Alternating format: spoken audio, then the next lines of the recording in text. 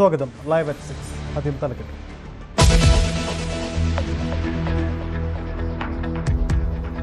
ജമ്മു കാശ്മീരിലെ അനന്ത്നാഗിൽ തീവ്രവാദി ആക്രമണത്തിൽ പോലീസ് കോൺസ്റ്റബിൾ കൊല്ലപ്പെട്ടത് അമർനാഥ് യാത്രയുടെ സുരക്ഷാ ചുമതലയുണ്ടായിരുന്ന പോലീസുകാരൻ. ആക്രമണത്തിന്റെ ഉത്തരവാദിത്തം ഏറ്റെടുത്ത് ലഷ്കർ അനുകൂല സംഘടനയായ ദ റെസിസ്റ്റൻസ് ഫ്രണ്ട്.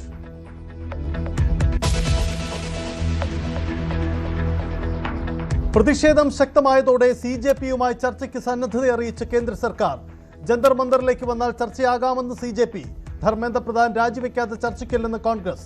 പ്രതിപക്ഷം വിദ്യാർത്ഥികളെ രാഷ്ട്രീയ നേട്ടത്തിനായി ഉപയോഗിക്കുന്നുവെന്ന് രാജ്നാഥ് സിംഗ്.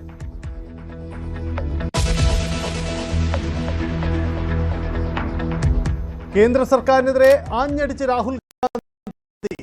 രാജ്യത്തെ പരീക്ഷാ സമ്പ്രദായം അട്ടിമറിക്കപ്പെട്ടു. ധർമ്മേന്ദ്ര പ്രധാൻ രാജിവെക്കണം. സമരത്തിനെതിരെ കുട്ടികളെ തല്ലിച്ചതച്ചവർക്കെതിരെ നടപടി വേണം. പ്രധാനമന്ത്രി കുട്ടികളോട് മാപ്പ് പറയണമെന്നും രാഹുൽ. വാർത്താ സമ്മേളനത്തിനെത്തിയത് കയ്യിൽ കറുത്ത ബാഡ്ജ് ധരിച്ച്.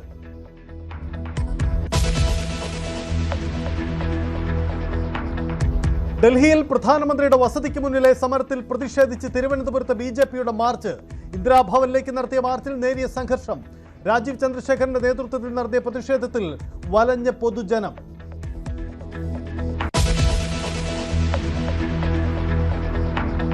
തൃണമൂൽ കോൺഗ്രസ് MP കല്യാൺ ബാനർജിക്ക് സസ്പെൻഷൻ. നടപടി ഈ സഭാ സമ്മേളന കാലയളവിലേക്ക്. പാർലമെന്റ് പരിസരത്ത് കയറരുതെന്നും സ്പീക്കറുടെ നിർദ്ദേശം. നടപടി സഭയിലെ ഒരു വനിതാ അംഗത്തിനെതിരെ പാർലമെന്ററി വിരുദ്ധമായ വാക്കുകൾ ഉപയോഗിച്ചതിന്.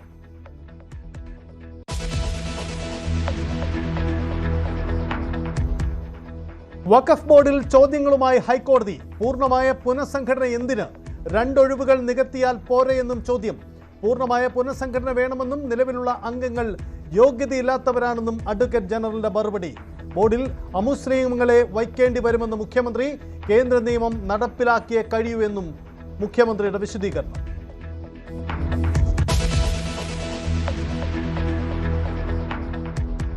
നിതിൻ രാജിന്റെ മരണത്തിൽ ഡോക്ടർ MK റാമിനെ വിട്ടയച്ച സംഭവം ഭരണകൂടത്തിന്റെ പരാജയമെന്ന് ഹൈക്കോടതി. വീഴ്ച പരിശോധിക്കുമെന്ന് ആഭ്യന്തരമന്ത്രി. നിതിൻ രാജിന്റെ മരണം അന്വേഷിക്കുന്ന ക്രൈംബ്രാഞ്ച് പുതിയ സംഘം കണ്ണൂരിൽ. കോടതി അനുമതി ലഭിച്ചാൽ ഡോക്ടർ റാമിനെ വീണ്ടും അറസ്റ്റ് ചെയ്യുമെന്ന് ക്രൈംബ്രാഞ്ച് SP MP മോഹനചന്ദ്രൻ.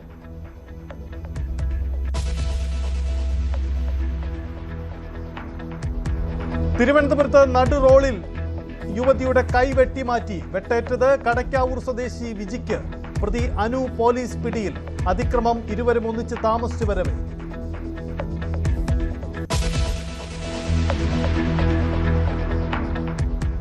വെമ്പായത്ത് ബാറിലെ തീവെപ്പിൽ പൊള്ളലേറ്റ് ചികിത്സയിൽ കഴിഞ്ഞിരുന്ന ആൾ മരിച്ചത് കേസിലെ പ്രതിയായ അനീഷ്. മർദ്ദിച്ചതിന്റെ വൈരാഗ്യത്തിൽ ബാറിൽ തീയിട്ടതിന് അനീഷിനെതിരെ കേസ്.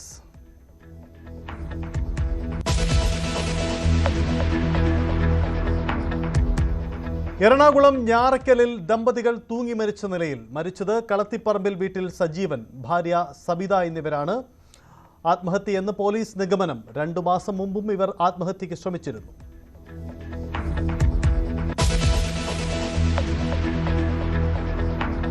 പാലാ നഗരസഭയിൽ വിമതരോട് കൂട്ടുകൂടാൻ കേരള കോൺഗ്രസ് എം. കോൺഗ്രസ് വിമത മായ രാഹുൽ ചെയർപേഴ്സണാകാൻ സാധ്യത. വിപ്പ് ലംഘിച്ച 4 കൗൺസിലർമാരും കോൺഗ്രസിൽ നിന്നും പുറത്ത്.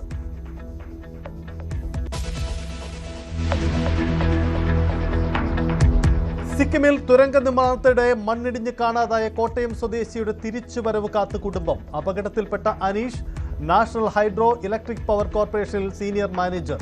കനത്ത മഴയും മണ്ണിടിച്ചിൽ സാധ്യതയും രക്ഷാപ്രവർത്തനത്തെ ബാധിക്കുന്നു. കണ്ടെത്താനുള്ളത് ഇനിയും 5 പേരെ.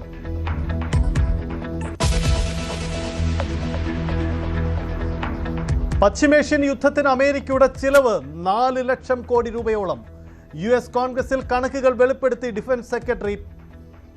87 ബില്യൺ തുക യുദ്ധത്തിനായി അനുവദിക്കണമെന്ന ആവശ്യം. ഫണ്ട് അനുവദിച്ചില്ലെങ്കിൽ സൈനിക പരിശീലനം ഉൾപ്പെടെ വെട്ടിക്കുറയ്ക്കേണ്ടി വരുമെന്ന് മുന്നറിയിപ്പ്. അധിക ഫണ്ട് ആവശ്യത്തെ എതിർത്ത് ഡെമോക്രാറ്റുകൾ.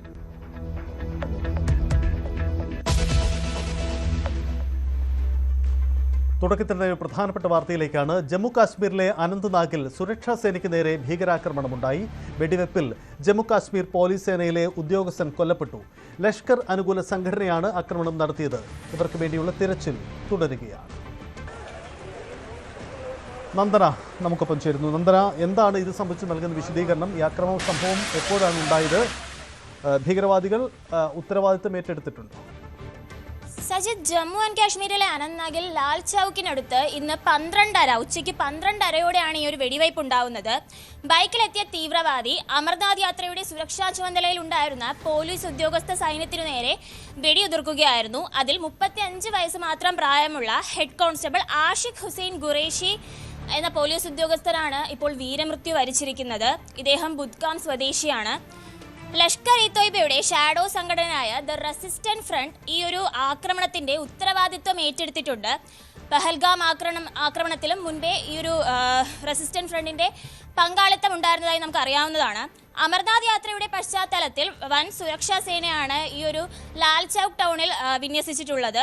ആക്രമണം നടത്തിയ ഭീകരർക്ക് വേണ്ടിയുള്ള തിരച്ചിൽ ഇപ്പോഴും പോലീസുകാർ തുടർന്നുകൊണ്ടിരിക്കുകയാണ് പ്രദേശത്ത്. സജിത്ത്, അതാണ് സാഹചര്യം. എന്തായാലും രാജ്യത്തെ ഞെട്ടിക്കുന്ന ഭീകരാക്രമണമാണ് ഉണ്ടാവുന്നത്. റെസിസ്റ്റൻസ് ഫ്രണ്ട് പെഹൽഗാം തീവ്രാക്രമണ സമയത്തും ഉത്തരവാദികളാണെന്ന് കണ്ടെത്തിയതാണ് റെസിസ്റ്റൻസ് ഫ്രണ്ട്.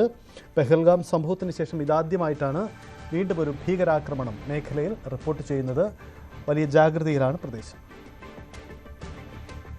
പാർലമെന്റിനകത്തും പുറത്തും പ്രതിഷേധം ശക്തമായതോടെ CJP പ്രവർത്തകരുമായി ചർച്ചയ്ക്ക് സന്നദ്ധത അറിയിക്കുകയാണ് കേന്ദ്ര സർക്കാർ. എന്നാൽ ചർച്ചയുടെ കാര്യത്തിൽ അനിശ്ചിതത്വം ഇപ്പോഴും തുടരുന്നു. ആദ്യം കേന്ദ്ര വിദ്യാഭ്യാസ മന്ത്രി രാജിവെക്കട്ടെ, പിന്നീട് ചർച്ചയാകാമെന്നതാണ് കോൺഗ്രസിന്റെ നിലപാട്. പ്രതിപക്ഷ പ്രതിഷേധത്തിൽ പാർലമെന്റിന്റെ ഇരുസഭകളും ഇന്നത്തേക്ക് പിരിയുകയും ചെയ്തു.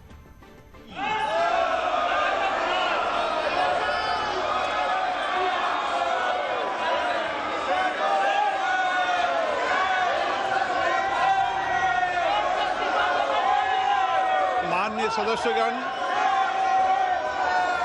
अभी प्रश्नकाल है।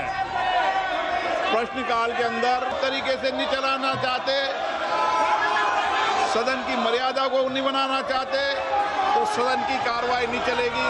सदन आज 12 बजे तक के लिए स्थगित किया जाता है।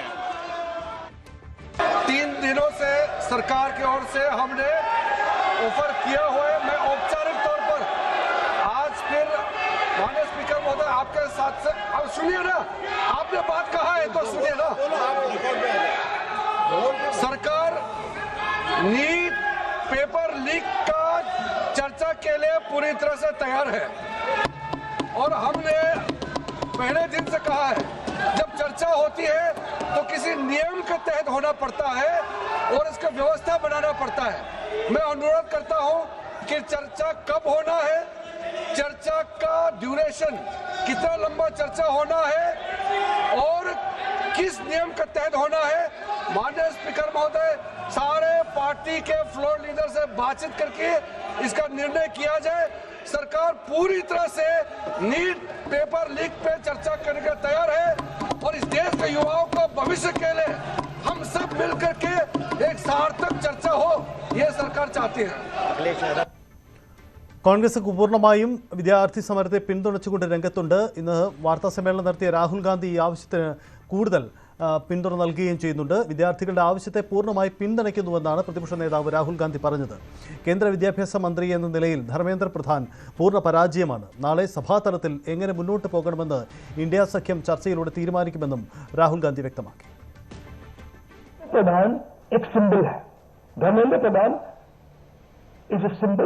And the students have pain about how they have been treated. That symbol has to be removed. Out of respect to the students, that symbol has to be removed, number one. Number two, that symbol has to be removed because he is a completely incompetent, probably collusive person in this drama. We know his background. We know how clean he is. We know the type of person he is. There's a history here.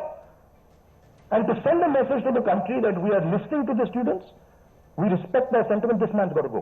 And that is why we went to the Prime Minister's house yesterday to support this demand, which is a demand that every single student is making. How the discussion is going to be held, who is going to hold it, it's not only the government's decision. So those two people need to talk. That's going to be decided by the opposition.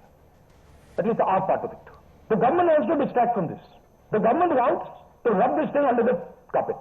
So यही होएंगे और हम चाहते हैं कि ये central issue है और ये सेंट्रल इशू पर रेजोल्यूशन आए, प्रधान जाए, prime minister apologizes, everyone who assaulted students is the first step. Then we want to see changes being made to the testing system. We want to see changes being made to the amount of money people are charging. Thank you. മൂന്ന് പ്രധാനപ്പെട്ട ആവശ്യങ്ങളാണ് രാഹുൽ ഗാന്ധി ഉന്നയിക്കുന്നത്. അതിലൊന്ന് പ്രധാനമന്ത്രി മാപ്പ് പറയണം എന്ന ആവശ്യം കൂടിയാണ്. ഇതിനിടയിൽ കേന്ദ്ര സർക്കാർ ഈ വിദ്യാർത്ഥികളുമായി ചർച്ച നടത്താമെന്ന നിലപാട് അറിയിച്ചിട്ടുണ്ട്. പക്ഷേ ഇക്കാര്യത്തിൽ ഇപ്പോഴും അനിശ്ചിതത്വം തുടരുകയാണ്. കേന്ദ്ര സർക്കാർ പ്രതിനിധികൾക്ക് ചർച്ചകൾക്കായി ജന്തർ മന്ദറിലേക്ക് വരാമെന്നാണ് CJP വക്താവിൻ്റെ പ്രതികരണം. കേന്ദ്രമന്ത്രിമാരുടെ ഓഫീസിലേക്ക് തങ്ങൾ പോവുകയില്ല, നിഷ്പക്ഷ വേദിയും ചർച്ചയ്ക്ക് തെരഞ്ഞെടുക്കാമെന്നും അവർ പറയുന്നു. We have given them two options. We have told them that the government can either come to Jantar Mantar or we can meet at a place closer to Jantar Mantar, a neutral place, but we are definitely not going to his home or office. They reached out to us. They reached out on the 20th also, despite the narrative they want to spread. It's false. They reached out to us since the morning. There are visuals of police asking us to meet the government. There are, and today also the police reached out to us saying that the government wants to talk. We are happy to talk, but we'll only talk when they are open-minded and they want to listen to the protesters' demand, and they will accept our demand. Not in personal touch, but yes, we saw the protests yesterday. We are very happy with what has, with the peaceful protests that took place, and we condemn the police action that was taken against him and other MPs. This is not how democracy functions. It only functions through discussion, debate, and listening to the people of this country. They have joined us already. Many MPs have come from all the parties except BJP, and we are very happy that they are standing in solidarity with the youth of this country. NEET പ്രതിസന്ധിയിൽ ആത്മഹത്യ ചെയ്ത വിദ്യാർത്ഥികളുടെ കുടുംബത്തിന് മതിയായ നഷ്ടപരിഹാരം നൽകാമെന്ന് സോനം വാങ്ചുകിന് ഉറപ്പ് നൽകി കേന്ദ്രമന്ത്രിമാർ. എന്നാൽ പ്രതിഷേധിച്ച വിദ്യാർത്ഥികൾക്ക് എതിരെ ഒരു നിയമ നടപടിയും ഉണ്ടാവില്ലെന്ന് ഉറപ്പ് വേണമെന്ന് സോനം വാങ്ചുക് ആവശ്യപ്പെട്ടു. സോനം തന്നെയാണ് ഇക്കാര്യം ട്വിറ്ററിലൂടെ വ്യക്തമാക്കിയത്. വിദ്യാർത്ഥികൾക്കെതിരെ ഒരു തരത്തിലുള്ള പ്രതികാര നടപടിയും ഉണ്ടാവില്ലെന്ന് ഉറപ്പ് കിട്ടിയാൽ നിരാഹാരം അവസാനിപ്പിക്കാമെന്ന് സോനം വാങ്ചുക് അറിയിച്ചു. കേന്ദ്രമന്ത്രി JP നഡ്ഡ, ജിതേന്ദ്ര സിംഗ് എന്നിവരെയാണ് സോനം ഇക്കാര്യം അറിയിച്ചത്. KPCC ആസ്ഥാനത്തേക്ക് നടന്ന BJPയുടെ മാർച്ചിൽ സംഘർഷമുണ്ടായി. ഇതേ ഡൽഹി സംഭവങ്ങളുടെ പശ്ചാത്തലത്തിലായിരുന്നു മാർച്ച്. BJP സംസ്ഥാന അധ്യക്ഷൻ രാജീവ് ചന്ദ്രശേഖർ ഉൾപ്പെടെയുള്ള നേതാക്കൾക്ക് നേരെ പോലീസ് ജലപീരങ്കി പ്രയോഗിച്ചു.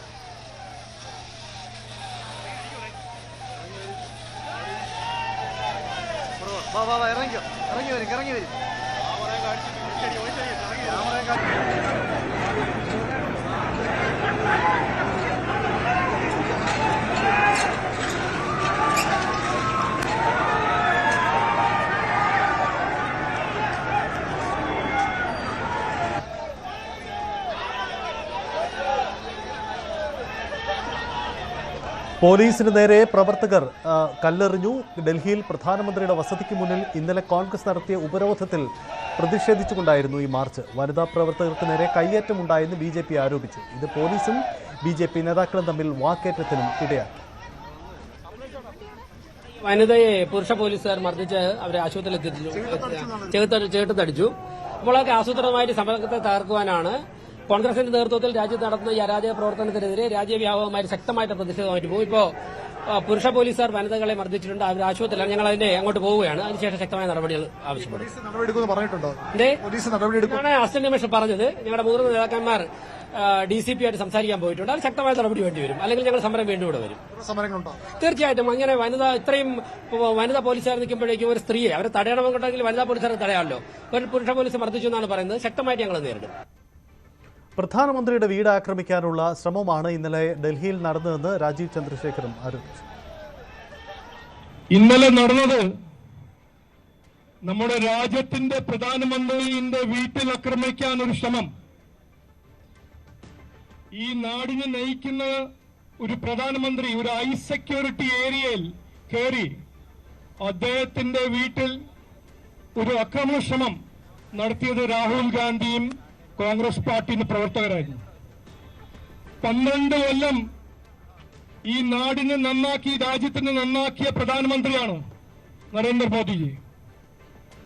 അദ്ദേഹത്തിന് ഇങ്ങനെ അപമാനിക്കാനും അദ്ദേഹത്തിനെ ഇങ്ങനെ ടാർഗറ്റ് ചെയ്യാനും ഈ രാജ്യത്തിന്റെ ജനാധിപത്യം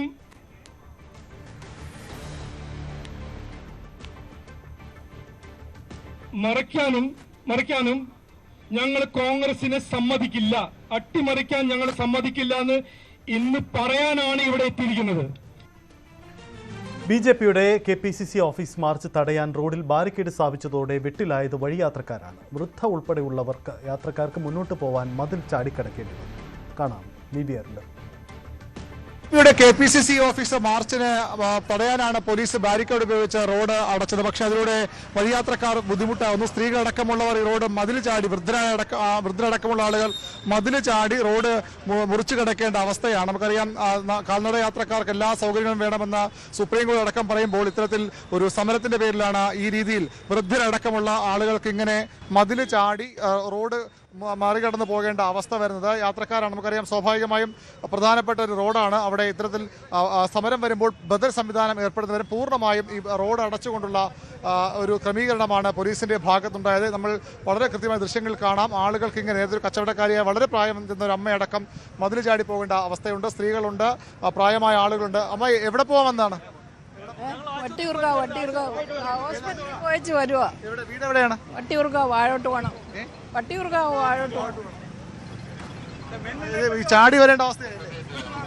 ഇവിടം വരെ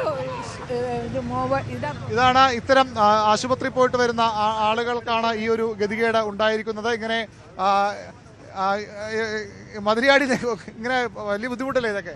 ഭയങ്കര ബുദ്ധിമുട്ട്. എന്ത് കൊടുക്കാനാണ് ഇപ്പം നമ്മൾ ആശുപത്രി പോയിട്ട് വരുമോ? ഞങ്ങൾ രണ്ടുപേരും കൂടെ SUT പോയിട്ട് ഓട്ടോക്കാരൻ അവിടെ ഇറക്കിയിട്ട് പോയി. വീട് അപ്പുറത്താണോ? വട്ടിയൂർ വാഴോട്ട് പോകണം. അടുത്ത ബസ് വഴിക്ക് പോകാനാണോ? അല്ലേ, ഇവിടുന്ന് വേറെ വല്ലതും കിട്ടും, വണ്ടി വല്ലതും കിട്ടും.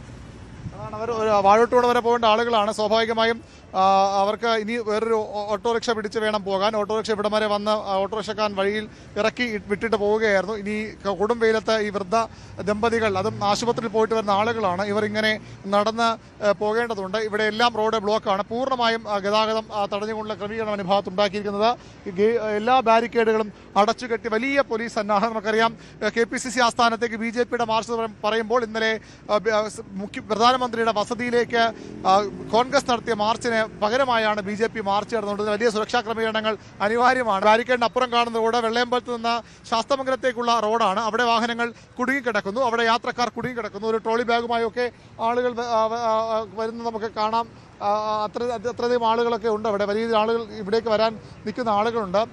വാഹനം പൂർണ്ണമായും തടഞ്ഞിരിക്കുന്നു. അതിൻ്റെ എതിർഭാഗത്താകട്ടെ, ഇപ്പുറത്താകട്ടെ, ഈ ഭാഗത്തുനിന്നും വാഹനങ്ങൾ തടയുകയാണ്. ആകെ ഒരു ജവഹർ നഗർ വഴി വരുന്ന ഒരു ബൈ റോഡിൽ നിന്ന് മാത്രമാണ് വാഹനങ്ങൾ കടത്തി വിടുന്നത്. ആ വാഹനങ്ങൾ മാത്രമാണ് ഇതുവഴി കടന്നു വരുന്നത്. ബാക്കി എല്ലായിടത്തും പൂർണ്ണമായും വാഹനം തടഞ്ഞുകൊണ്ട് KPCC ആസ്ഥാനം കുറച്ച് ഇവിടുന്ന് 20 മീറ്റർ മാത്രം അപ്പുറത്താണ്. അവിടെ നമുക്ക് കാണാം, അവിടെയും വാഹനം മുന്നിൽ വലിയ പോലീസ് സന്നാഹമുണ്ട്. ഏതായാലും പോലീസിന് അവരുടെ ജോലിയുടെ ഭാഗമായുള്ള ക്രമീകരണങ്ങൾ ഏർപ്പെടുത്തിയേ മതിയാകും. പക്ഷേ അപ്പോഴും സാധാരണക്കാരായ ആളുകൾ വലിയ രീതിയിൽ ഇവിടെ ബുദ്ധിമുട്ടുന്നുണ്ട്. കൂടുതൽ ബാരിക്കേഡ് വച്ച് ഇവിടെ സുരക്ഷ ശക്തമാക്കുകയാണ്. പൂർണ്ണമായും റോഡ് അടച്ചുകൊണ്ട് ഒരു ലെയർ കൂടി ഇവിടെ ബാരിക്കേഡുകൾ സ്ഥാപിക്കുകയാണ്.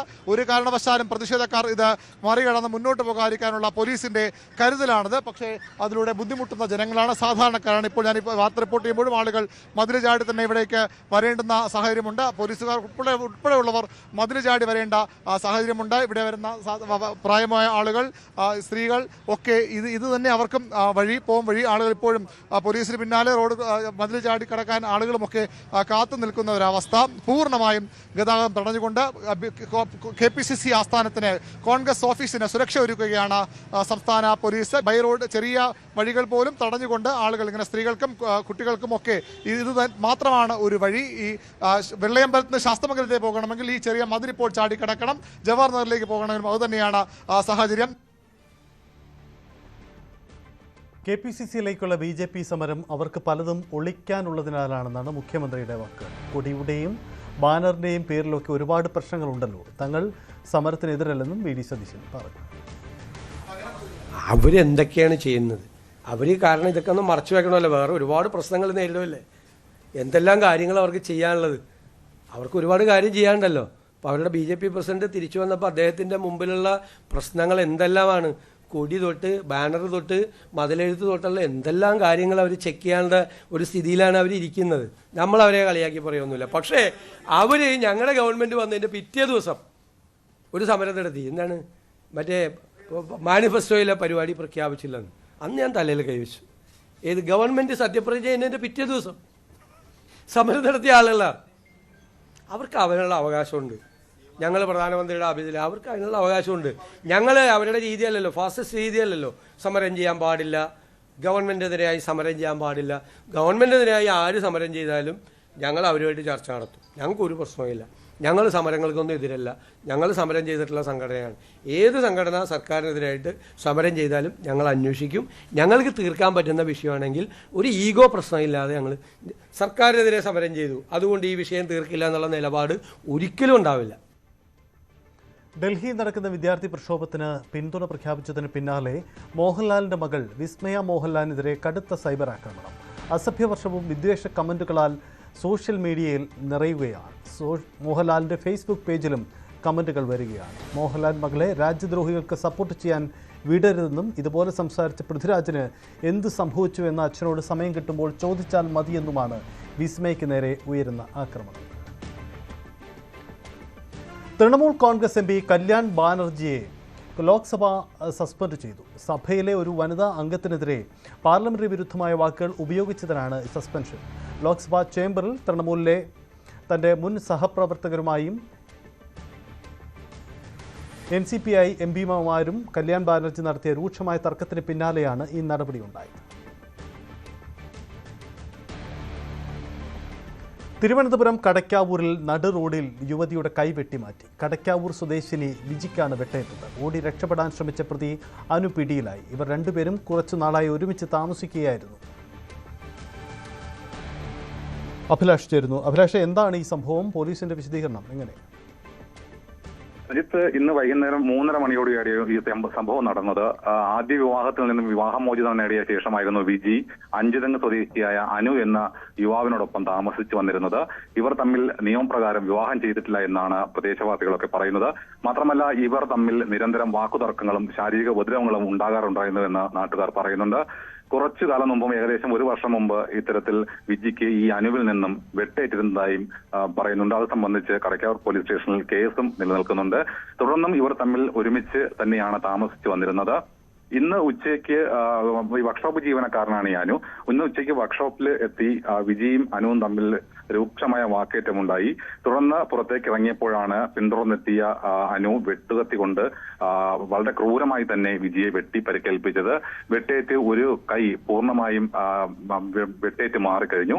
മറ്റേ അടുത്ത കൈയിലും വെട്ടുണ്ട്. മാത്രമല്ല, ശരീരത്തിലും വെട്ടുള്ളതായി പോലീസ് പറയുന്നുണ്ട്. എന്തായാലും അബോധാവസ്ഥയിൽ, വളരെ ഗുരുതരാവസ്ഥയിൽ തന്നെയാണ് ഈ വിജിയെ ചിറയൻകീഴ് താലൂക്ക് ആശുപത്രിയിലും തുടർന്ന് അവിടെ നിന്ന് മെഡിക്കൽ കോളേജ് ആശുപത്രിയിലേക്കും മാറ്റിയിരിക്കുന്നത്. അനുവിനെ അതിനുശേഷം പോലീസ് കസ്റ്റഡിയിലെടുത്തതായും ഇപ്പോൾ സൂചനയുണ്ട്.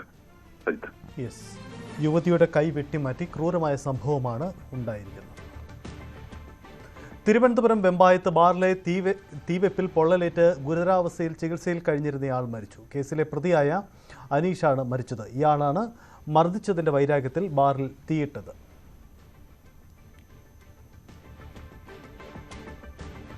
എറണാകുളം ഞാറയ്ക്കലിൽ ദമ്പതികളെ തൂങ്ങി മരിച്ച നിലയിൽ കണ്ടെത്തി. കളത്തിപ്പറമ്പിൽ വീട്ടിൽ സജീവൻ, ഭാര്യ സബിത എന്നിവരാണ് മരിച്ചത്. ആത്മഹത്യയെന്നാണ് പോലീസിന്റെ നിഗമനം. 2 മാസം മുമ്പും ഇവർ ആത്മഹത്യയ്ക്ക് ശ്രമിച്ചിരുന്നു. കണ്ണൂർ പയ്യാമ്പലം GVHSS ഗേൾസ് സ്കൂളിന്റെ ബസ് സാമൂഹ്യ വിരുദ്ധർ തകർത്ത നിലയിൽ കണ്ടെത്തി. ബസിന്റെ ഉൾവശത്തുമുള്ള ചില്ലുകളാണ് തകർത്തത്. കെ സുധാകരൻ MPയുടെ പ്രാദേശിക വികസന ഫണ്ട് ഉപയോഗിച്ച് സ്കൂളിന് നൽകിയ ബസ്സാണ് അടിച്ച് തകർത്ത നിലയിൽ കാണപ്പെട്ടത്. സ്കൂൾ കെട്ടിടത്തിന്റെ ജനൽ ചില്ലുകളും തകർത്തിട്ടുണ്ട്. സ്കൂൾ അധികൃതരുടെ പരാതിയിൽ കണ്ണൂർ ടൗൺ പോലീസ് കേസെടുത്തു. പ്രദേശത്തെ CCTV ദൃശ്യങ്ങൾ പോലീസ് പരിശോധിച്ചു. കുന്നംകുളം ശ്രീ വിവേകാനന്ദ കോളേജിലെ SFI ABVP സംഘർഷത്തിൽ 4 പേർക്ക് പരിക്ക്. SFI പ്രവർത്തകർ കോളേജിൽ ഫ്ലെക്സ് ബോർഡ് സ്ഥാപിച്ചതുമായി ബന്ധപ്പെട്ടായിരുന്നു സംഘർഷമുണ്ടായത്. പ്രധാനമന്ത്രി അവഹേളിക്കുന്ന ബോർഡാണ് SFI സ്ഥാപിച്ചതെന്ന് ABVP പ്രവർത്തകർ ആരോപിച്ചു. പരിക്കേറ്റവർ ആശുപത്രിയിൽ ചികിത്സയിൽ.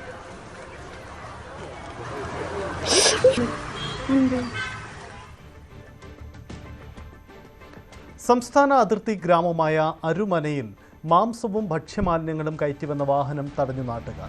തിരുവനന്തപുരം നഗരത്തിലെ വിവിധയിടങ്ങളിൽ നിന്നും സംഭരിക്കുന്ന മാംസാവശിഷ്ടങ്ങളും ഭക്ഷ്യാവശിഷ്ടങ്ങളും ആളൊഴിഞ്ഞ സ്ഥലങ്ങളിൽ നിക്ഷേപിച്ച് കടന്നു കളയുകയാണ് ഏജൻസികളുടെ പതിവ് രീതിയെന്ന് ആരോപിച്ചാണ് നാട്ടുകാർ രംഗത്തെത്തിയത്. മണിക്കൂറുകൾ നീണ്ട സംഘർഷാവസ്ഥയ്ക്ക് ശേഷം അരുമന പോലീസ് സ്ഥലത്തെത്തി മാലിന്യം കൊണ്ടുവന്ന വാഹനം പിടിച്ചെടുത്ത് സ്റ്റേഷനിലേക്ക് നൽകി. മുനിസിപ്പൽ അധികൃതർ മാലിന്യം നീക്കം ചെയ്യുകയും ബന്ധപ്പെട്ടവർക്കെതിരെ പിഴ ചുമത്തുകയും ചെയ്തു.